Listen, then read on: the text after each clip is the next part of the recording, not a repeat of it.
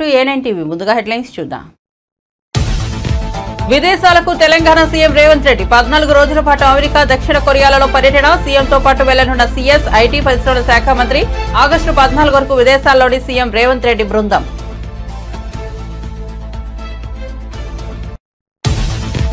సీఎంను తనను కించపరిచే విధంగా మాట్లాడడం వల్లే సహనం కోల్పోయానన్న ధానం. బీఆర్ఎస్ ఎమ్మెల్యేలు తన టార్గెట్ చేస్తున్నారని ఆవేదన. తాను చేసిన వ్యాఖ్యలు హైదరాబాద్ లో వాడుకోబోట్లేని వ్యాఖ్య. బీఆర్ఎస్ వాళ్ళు చెప్పలేని పదాలతో సభలో దూషించారు. అవి రికార్డు కాలేదన్నారు ధానం నాగేందర్. నా కుటుంబాన్ని కిడ్నాప్ చేసిన ఘటనపై మరోసారి విచారణ జరపాలన్న విశాఖ మాజీ ఎంపీ ఎంవీవీ సత్యనారాయణ.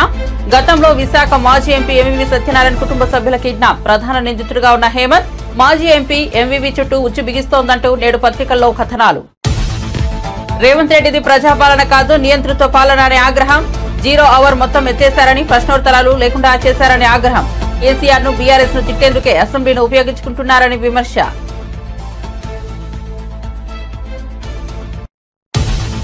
రైల్వే సమస్యలు త్వరగా పరిష్కరిస్తామన్న ఎంపీ దగ్గుపాటి పురంధేశ్వరి. శనివారం నాడు రాజమండ్రిలో మీడియా సమావేశం. పాల్గొన్న ఎమ్మెల్యేలు Gorantla Butchaiah Chowdary, Nallamilli Ramakrishna Reddy, railway DRM Narendra Patil. Lieutenant హోదాలో వాయనాడ్ సహాయక చర్యల్లో పాల్గొన్న మోహన్ లాల్. ఇప్పటికే వాయనాడ్ బాధితుల పునరావాసం కోసం విశ్వశాంతి ఫౌండేషన్ కు 3 కోట్ల భారీ విరాళం అందించిన మలయాళ సూపర్ స్టార్.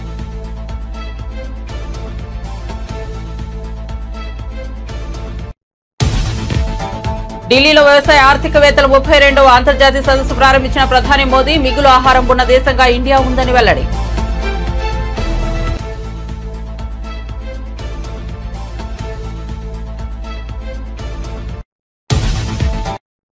వార్త వివరాల్లోకి వెళ్తే తెలంగాణ ముఖ్యమంత్రి రేవంత్ రెడ్డి విదేశీ పర్యటనకు వెళ్తున్నారు. ఆయన 14 రోజుల పాటు అమెరికా, దక్షిణ కొరియాలలో పర్యటించనున్నారు. ఆగస్టు 14వ తేదీ వరకు ఆయన విదేశాల్లో ఉంటారు. ఆయన వెంట రాష్ట్ర ప్రభుత్వ ప్రధాన కార్యదర్శి శాంతికుమారి, ఐటీ పరిశ్రమల శాఖ మంత్రి శ్రీధర్ బాబు వెళ్తున్నారు.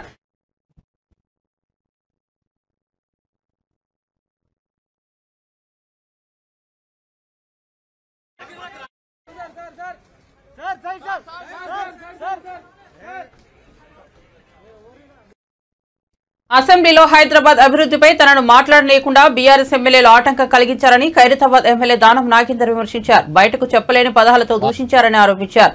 వారు మాట్లాడింది మైక్లో రికార్డు కాలేదని పేర్కొన్నారు. సీఎంను తనను కించపరిచే విధంగా మాట్లాడడం వల్లే సహనం కోల్పోయి ఆ వ్యాఖ్యలు చేశానని తెలిపారు.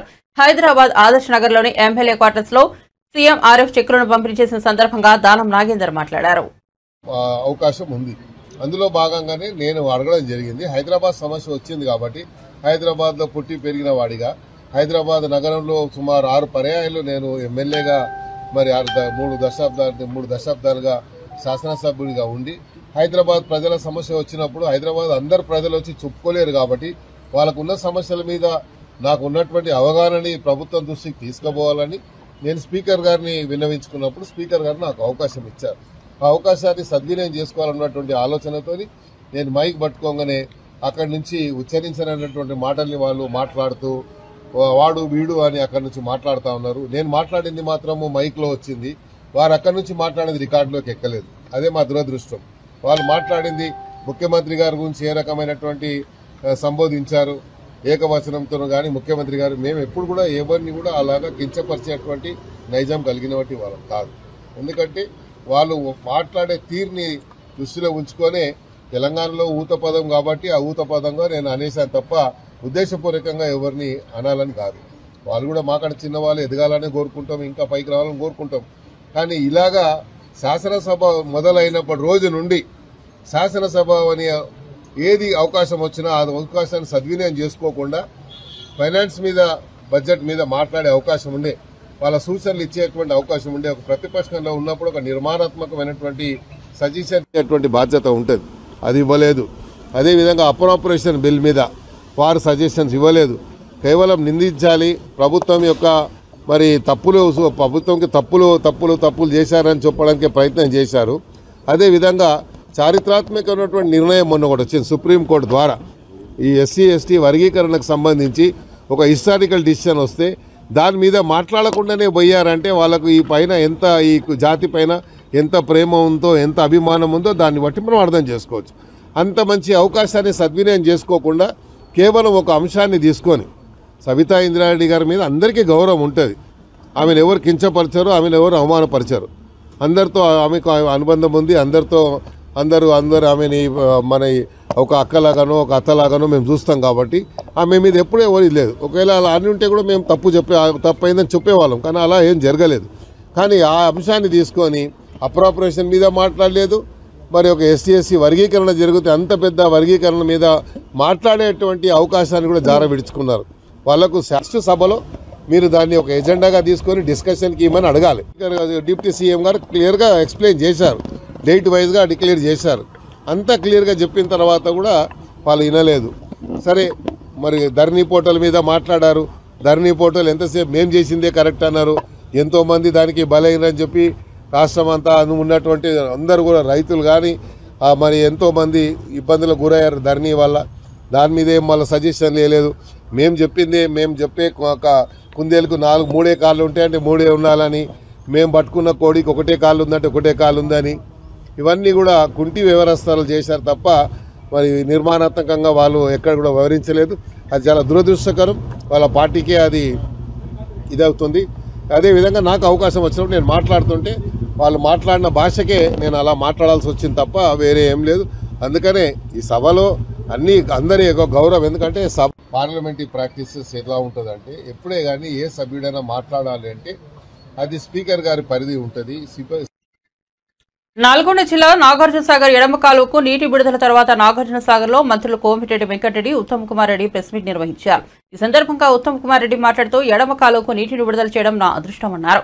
గతంలో ఎన్నడూ లేని విధంగా ఆగస్టు మొదటి వారంలో ఎడమ కాలువకు సాగునీటిని విడుదల చేశామని ఆయన వ్యాఖ్యానించారు. ఈ ప్రభుత్వం ఇరిగేషన్ నాశనం చేసిందని, గత ప్రభుత్వం కొత్త ఆయకట్టును పెంచలేదన్నారు.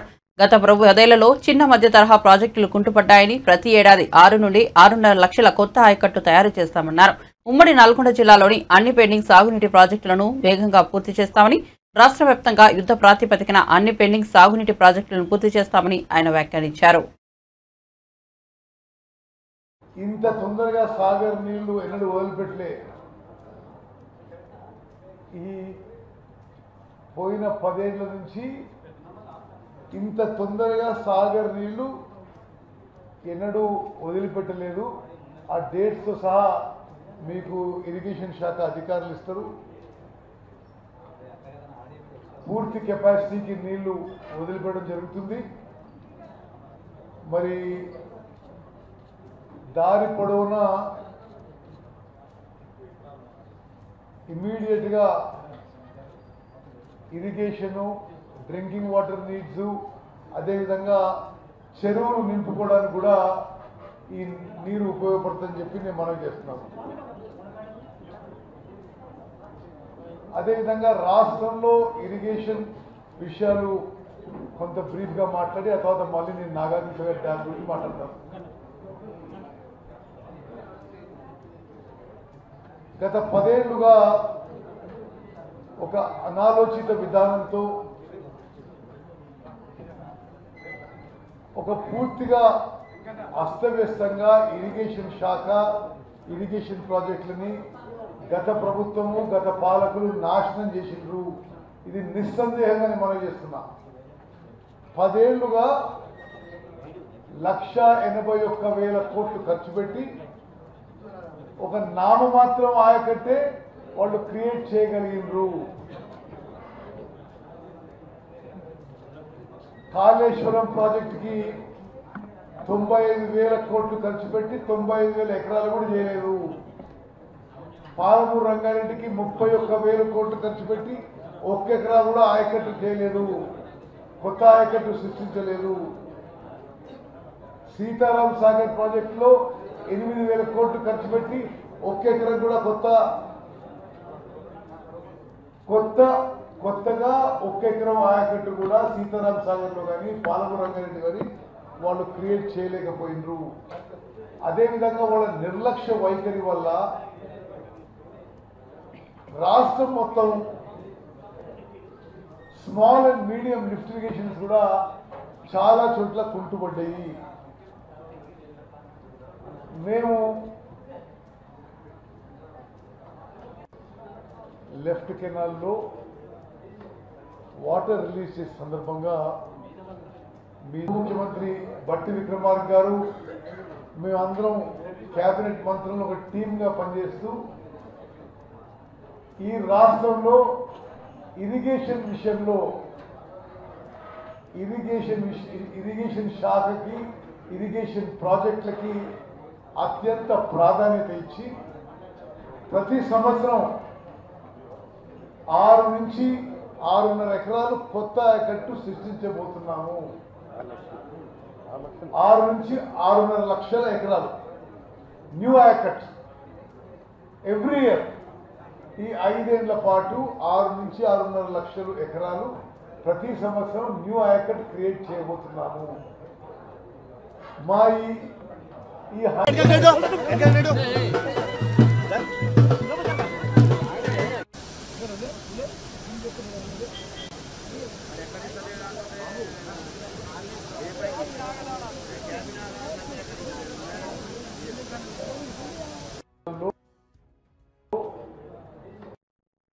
కూటమి ప్రభుత్వం తీరుపై వైసీపీ నేత మార్గాని భరత్ మండిపడ్డారు. వరద బాధితులను ఆదుకోవడంలో కూటమి ప్రభుత్వం విఫలమైందని ఆయన ఆరోపించారు. శనివారం ఉదయం రాజమండ్రిలో ఆయన మీడియాతో మాట్లాడుతూ ఎమ్మెల్యేలు, మంత్రులు వరద ప్రభావిత ప్రాంతాల్లో పర్యటించడం లేదని, కేవలం అక్కడ ఫోటోలు దిగి వెళ్తున్నారని ఆగ్రహం వ్యక్తం చేశారు. వరద బాధితులకు ప్రభుత్వం నిత్యావసర సరుకులు పంపిణీ చేయడం లేదని మార్గాని భరత్ అన్నారు. చేసుకోవాల్సిందిగా ఈ సందర్భంగా తెలియపరుస్తూ, మరి ఒకటి లైఫ్ జాకెట్లని పూర్తిగా అందించకపోవడం వలన మరి ప్రమాదవశాత్తు విఆర్పురం దగ్గర మరి ఒక పిల్లోడు కొప్పాల జగపతి రెడ్డి అనే ఒక పిల్లోడు మరి బోట్లో వెళ్తుండగా అదుపు తప్పి మరి చనిపోయిన సందర్భం. ఇవన్నీ కూడా ప్రభుత్వం పూర్తి స్థాయిగా లైఫ్ జాకెట్లు అయితే కానివ్వండి, రేషన్ అయితే కానివ్వండి, లేకపోతే డబ్బులు ఇప్పించడంలో అయితే కానివ్వండి, ఇవన్నీ కూడా మరి పూర్తిగా దీంట్లో 100కి 100% చేయాల్సిన అవసరం ఉంది. మరి గతంలో వాలంటీర్ సిస్టమ్ ఉండేది. మరి ఆ వాలంటీర్ సిస్టమ్ ఉన్నప్పుడు చక్క చురుగ్గా పిల్లలు పనిచేసేవారు. మరి ఇలాంటి మరి ఘటనలు జరిగినప్పుడు ఇమ్మీడియట్గా రెస్పాండ్ అయ్యేవారు.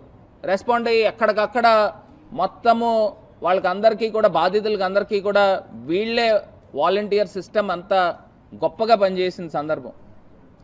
మరి ఈ చంద్రబాబు నాయుడు గారు వచ్చిన తర్వాత వాలంటీర్లకి 10,000 రూపాయలు మరి వాళ్ళకి స్టైఫండ్ కానీ లేకపోతే ఇస్తానని చెప్పి మరి వాళ్ళని ఏ రకంగా తీసేసిన సందర్భాలు, వాలంటీర్ సిస్టమ్నే మొత్తం నిర్మూలన చేసిన సందర్భం. రాష్ట్ర వ్యాప్తంగా 4 లక్షల మంది పిల్లలు వాలంటీర్ పిల్లల్ని తీసేసిన సందర్భం. మరి ఇది ఎక్కడికి వెళ్ళిపోతూ ఉన్నాము? మరి ఇదే చంద్రబాబు నాయుడు గారు నిరుద్యోగ భృతి 3,000 ఇస్తా అన్నాడు. మరి వాలంటీర్స్ కూడా పాపం చాలామందికి ఉద్యోగ ఉపాధి లేకపోవడం వలన కదా మరి వాలంటీర్స్ కింద వస్తూ ఉన్నారు. మరి నిజంగా ఆ రకంగా ఆలోచన చేసిన ఈ వాలంటీర్ సిస్టమ్ని కంటిన్యూ చేయాలి కదా. మరి ఈయనే మాటలు ఇచ్చాడు. ఇదే చంద్రబాబు నాయుడు గారు మరి మాటలు ఇచ్చి వాగ్దానాలు చేసి మరి ఏ రకంగా వాలంటీర్ సిస్టమ్ని పూర్తిగా నిర్వీర్యం చేసిన సందర్భం. మరి ఇది మోసం కాదా అని అడుగుతా ఉన్నా. ఇదే చంద్రబాబు నాయుడు గారు అసెంబ్లీ వేదికగా ఆయన చెప్పిన మాటలు ఏమని చెప్తా ఉన్నాడు? భయం వేస్తూ ఉందంట. మేము సూపర్ 6 అనే హామీలు ఇచ్చాము, అది చూస్తుంటే భయం వేస్తూ ఉంది, ముందుకు వెళ్ళలేని పరిస్థితులు, ప్రజలు ఆలోచన చేయాలంటున్నాడు. అంటే దానికి అర్థం ఏంటి? నీ సూపర్ 6 హామీలన్నీ ఎత్తేస్తావనే కదా. దానికి అర్థం ఏంటి? ప్రజలు ఆలోచన చేయాలి.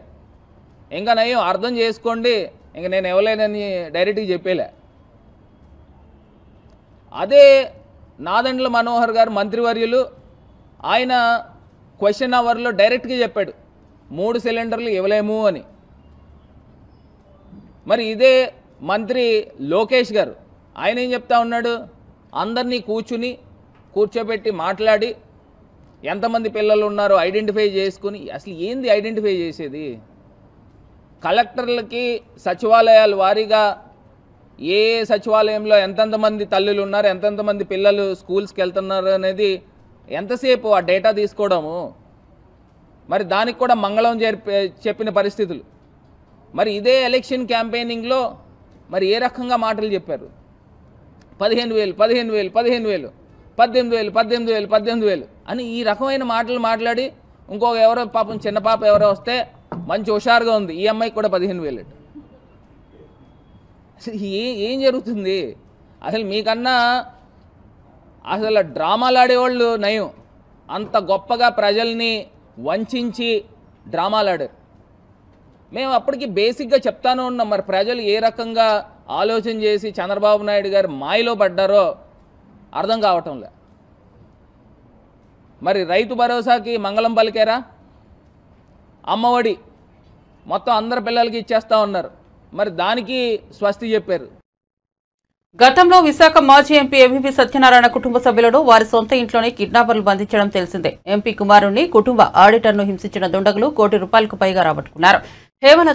హేమంత్ అనే రౌడీ షీటర్ ఈ కేసులో ప్రధాన నిందితుడిగా ఉన్నారు. హేమంత్తో మాజీ ఎంపీ ఎంవీవీకి లావాదేవీలు కూడా ఉన్నాయని అప్పట్లో ప్రచారం జరిగింది. అయితే పలు దినపత్రికల్లో కథనాలు ప్రచురించారు. మాజీ ఎంపీ ఎంవీవీ బంధువు ఒకరు హేమంత్ కు ఖరీదైన గిఫ్టులు ఇవ్వడం వెనుక కథ ఏంటి, దానిపై సమగ్ర విచారణ జరగాల్సి ఉందని ఓ కథనంలో పేర్కొన్నారు.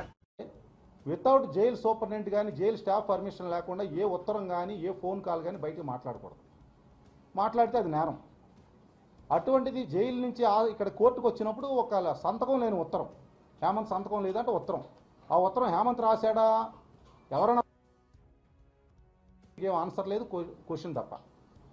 ఆ ఉత్తరం వచ్చింది, దాంట్లో 12 స్థలాలు, 5 కార్లు, 5 బంగళాలు, విల్లాలు నేను వాళ్ళకి ఇచ్చానని, మా కుమారుడు తాలూకు మామగారు కూడా ఆయనకి ఇచ్చారని. బాగుంది ఇదంతా కూడా.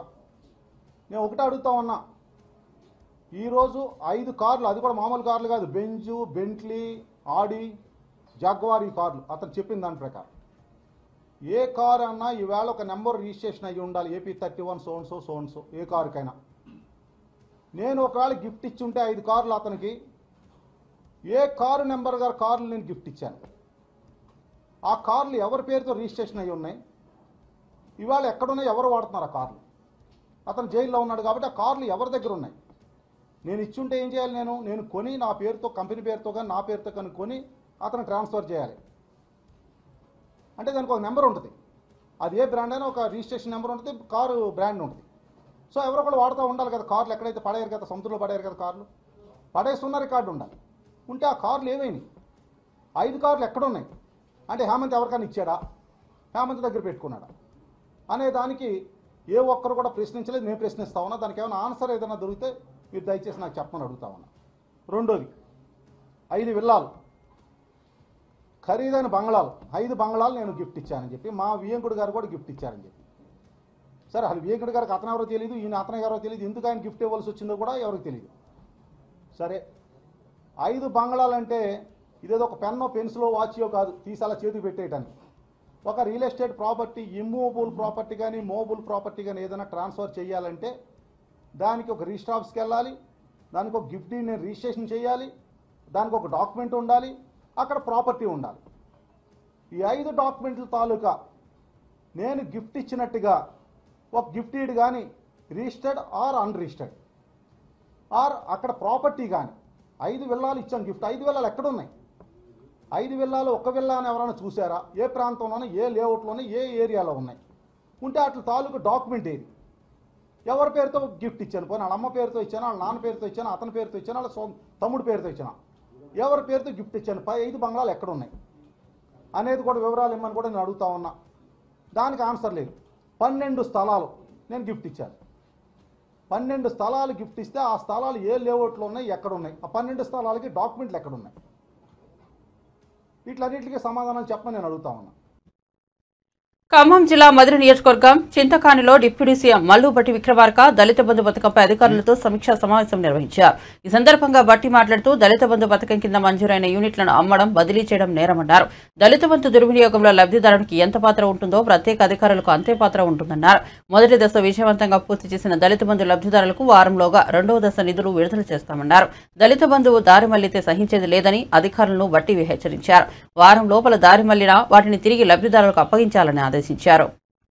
స్పెషల్ ఆఫీసర్స్ మొత్తం ఈ స్కీమ్ శాంక్షన్ చేసింది కూడా ఆ స్కీమ్ని ఆ ద్వారా వచ్చినటువంటి డబ్బులు కానీ ఆ స్కీమ్ ద్వారా వచ్చినటువంటి పరికరాలను కానీ లేకపోతే ఇతర వ్యవస్థలు కానీ ఇంకోళ్ళకి దానదత్తం చేయటం కానీ ఇంకోళ్ళకి అమ్ముకోవటం కానీ చేయడానికి వీల్లేదు. అలా చేస్తే బెనిఫిషియరీది ఎంత తప్పో ఆ గ్రామంలో వీళ్ళందరినీ ఐడెంటిఫై చేసి సెలెక్ట్ చేసి వాళ్ళ శాంక్షన్ చేసి గ్రౌండింగ్ చేసి బిజినెస్ చేపించాల్సిన స్పెషల్ ఆఫీసర్ కూడా అంతే తప్పు. Both of them, ante beneficiary and special officer, both of them will be held responsible for not becoming a successful of that particular scheme in that particular village. If at all any scheme goes wrong. అందుకోసమే ఈరోజు ప్రత్యేకంగా సమావేశాన్ని ఏర్పాటు చేసి special officers అందరికీ ఒక clear cut direction ఇవ్వడం కోసమే ఇక్కడ ఈ కార్యక్రమాన్ని ఏర్పాటు చేశాం.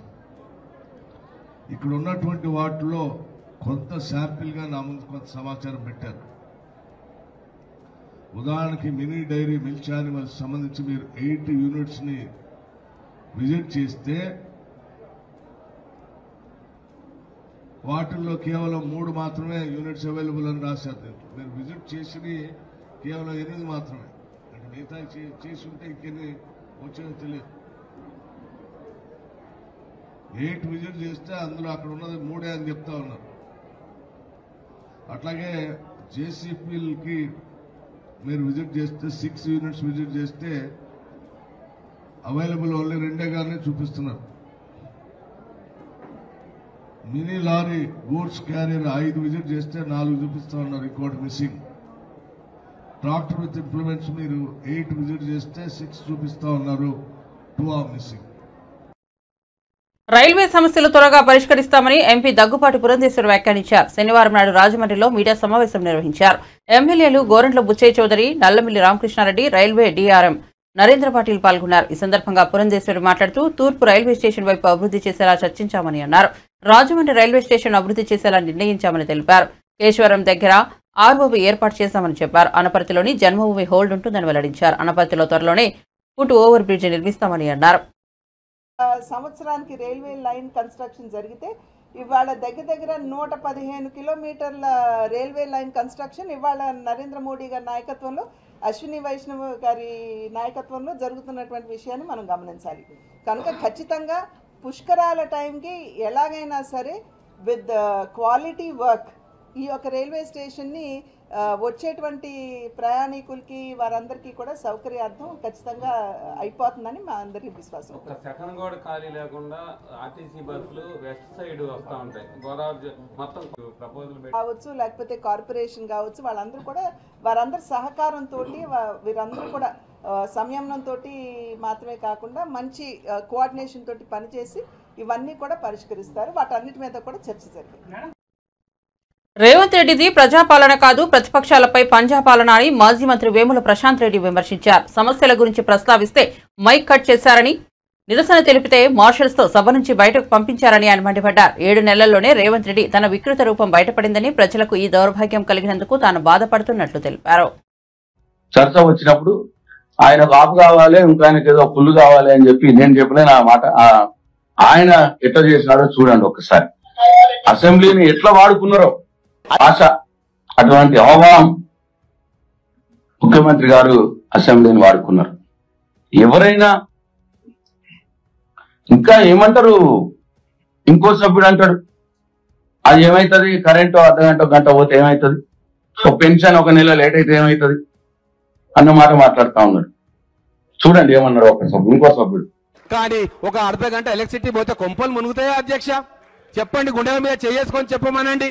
ఒక నెల రోజు పెన్షన్లు 15 రోజులు లేట్ అయితే, 1 నెల పెన్షన్ లేట్ అయితే కొంపలు మునుగుతాయా అన్న ఒక మాటలు అంతా అటువంటి నీచ స్థాయికి దిగజారి ఒక సభ్యులు, శాసనసభ్యులు మాట్లాడుకునేందుకు ఈ శాసనసభను వాడుకున్నారు. అర్ధగంట గంట కరెంట్ పోతే ఏమైందో మొన్న గవర్నమెంట్ ఆసుపత్రిలో చూసినారు ఒక దగ్గర. అట్లనే నీకు పెన్షన్ ఇస్తే గాని 2 ముద్దలు దిగని పేదవారికి తెలుస్తుంది. 1 నెల పెన్షన్ రాకపోతే మీ పెన్షన్ తోటి ఆధారపడేటువంటి పేదలు ఎంత ఇబ్బంది పడతారు ఒక నెల పెన్షన్ రాకపోతే అన్నది పేదవారికి తెలుస్తుంది, మీలాంటి వాళ్ళకి తెలియదు. ఎందుకంటే మీరు ఇచ్చింది 200 రూపాయలే, మీకు దాని విలువ తెలియదు. పేదవారి ఆకలి విలువ తెలిసిన కేసీఆర్ 2000 రూపాయలు చేసినాడు పెన్షన్. మీరు ఇంకా 200 ఉన్నది అనుకుంటున్నారేమో. ఏమైతుందో నెల రాకపోతే అన్నమాట మాట్లాడుతున్నారు. ఒక పేదవాడి ఆకలిని హేళన చేసే విధంగా మాట్లాడేందుకు ఇవాళ ఈ అసెంబ్లీని వాడుకుంటున్నారు. అక్కడే ఇంకా ఆయన అంటాడు, ఆయన ఏమంటాడో చూడండి. ఇంకో సభ్యుడు ఇలా విలేజ్ విఆర్ఓలు పట్వారాలు ఏం చేసిరు అధ్యక్ష, ఏమన్నా పట్ట మార్పిడి కావడానికి, ఏమన్నా విరాసత్ చేయడానికి మామూలుగా 100, 200, 300 తీసుకుంటే ఇవాళ ధరను వచ్చిన తర్వాత ఏమైతుంది విఆర్ఓలు. ప్రధాని మోదీ ఇండియా మిగులు ఆహారం ఉన్న దేశమని, ప్రపంచ ఆహార భద్రత, ప్రపంచ పోషకాహార భద్రత కోసం కృషి చేస్తున్న దేశమని కొనియాడారు. ఢిల్లీలో వ్యవసాయ ఆర్థికవేత్తల 32వ అంతర్జాతీయ సదస్సును ఆయన ప్రారంభించారు. ఈ సందర్భంగా ఆయన మాట్లాడుతూ భారతదేశం రసాయన రహిత సమాజ వ్యవసాయాన్ని ప్రోత్సహిస్తోందన్నారు. వ్యవసాయ రంగాన్ని బలోపేతం చేయడానికి, రైతుల జీవితాలను బాగుపరచడానికి ప్రభుత్వం చర్యలు చేపడుతోందన్నారు. చిరుధాన్యాలు, పాలు, పప్పులు, సుగంధ ద్రవ్యాల ఉత్పత్తిలో భారత్ అగ్రదేశంగా ఉందన్నారు. దేశం వ్యవసాయ రంగంలో డిజిటల్ టెక్నాలజీని ఉపయోగిస్తోందన్నారు. కిసాన్ సమ్మాన్ కింద ఒక్క క్లిక్తో 10 కోట్ల రైతుల ఖాతాల్లోకి నిధులు జమ అవుతున్నాయన్నారు. ఈ కార్యక్రమంలో కేంద్ర వ్యవసాయ శాఖ మంత్రి శివరాజ్ సింగ్ చౌహాన్ తదితరులు పాల్గొన్నారు. इतनी चिंता दुनिया में हो रही है, लेकिन हजारों साल पहले हमारे ग्रंथों में कहा गया है, अन्नम ही भूतानाम ज्येष्ठम तस्मात् सर्वौषधम उच्यते, अर्थात सभी पदार्थों में अन्न श्रेष्ठ है, इसलिए अन्न को सभी औषधियों का स्वरूप, उनका मूल कहा गया है। हमारे अन्न को औषधीय प्रभावों के साथ इस्तेमाल करने का पूरा आयुर्वेद विज्ञान है। ये पारंपरिक नॉलेज सिस्टम भारत के समाज जीवन का हिस्सा है। फ्रेंड्स, लाइफ और फूड को लेकर ये हजारों वर्ष पहले का भारतीय विजडम है। కేరళలోని వాయనాడ్లో సంభవించిన ప్రకృతి విపత్తు అన్ని వర్గాల వారిని కదిలించింది. వాయనాడ్లో కొండ చర్యలు విరిగిపడిన ఘటనలో దాదాపు 300 మందికి పైగా మృత్యువాత పడ్డారు. ఇప్పటికే అక్కడ సహాయక చర్యలు కొనసాగుతున్నాయి. కాగా ప్రాదేశిక సైన్యం గౌరవ లెఫ్టినెంట్ కర్నల్ హోదాలో ఉన్న మలయాళ సూపర్ స్టార్ మోహన్ లాల్ కూడా సహాయక చర్యల్లో పాల్పంచుకున్నారు. వాయనాడ్లో టెరిటోరియల్ ఆర్మీ క్యాంపును సందర్శించిన మోహన్ లాల్ సహాయక చర్యలు చేపడుతున్న తీరును అడిగి తెలుసుకున్నారు. సైనిక దుస్తుల్లో ఉన్న ఆయన తన వంతుగా సేవలు అందించారు. మోహన్ లాల్ ఇప్పటికే వయనాడ్ బాధితుల పునరావాసం కోసం విశ్వశాంతి ఫౌండేషన్ కు 3 కోట్ల భారీ విరాళం అందించారు.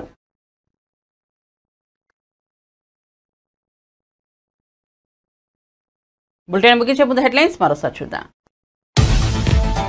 విదేశాలకు తెలంగాణ సీఎం రేవంత్ రెడ్డి 14 రోజుల పాటు అమెరికా, దక్షిణ కొరియాలలో పర్యటన. సీఎంతో పాటు వెళ్లనున్న సీఎస్, ఐటీ, పరిశ్రమల శాఖ మంత్రి. ఆగస్టు 14 వరకు విదేశాల్లోనే సీఎం రేవంత్ రెడ్డి బృందం.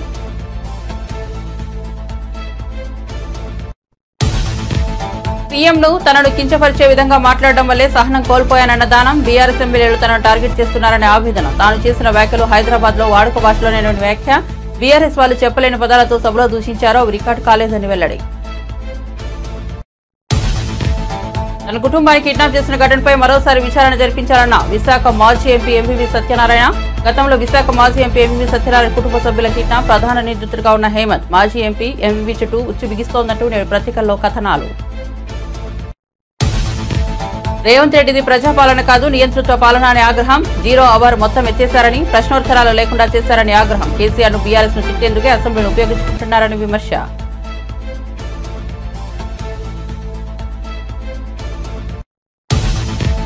రైల్వే సమస్యలు త్వరగా పరిష్కరిస్తామన్న ఎంపీ దగ్గుబాటి పురంధేశ్వరి. శనివారం నాడు రాజమండ్రిలో మీడియా సమావేశం. పాల్గొన్న ఎమ్మెల్యేలు గోరంట్ల బుచ్చయ్య చౌదరి, నల్లమిల్లి రామకృష్ణారెడ్డి, రైల్వే డీఆర్ఎం నరేంద్ర పాటిల్.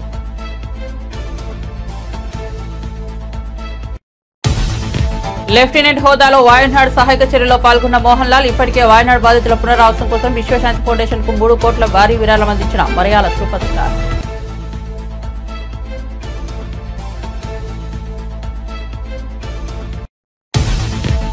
ఢిల్లీలో వ్యవసాయ ఆర్థికవేత్తల 32వ అంతర్జాతీయ సదస్సు ప్రారంభించిన ప్రధాని మోదీ మిగులు ఆహారం ఉన్న దేశంగా ఇండియా ఉందని వెల్లడి.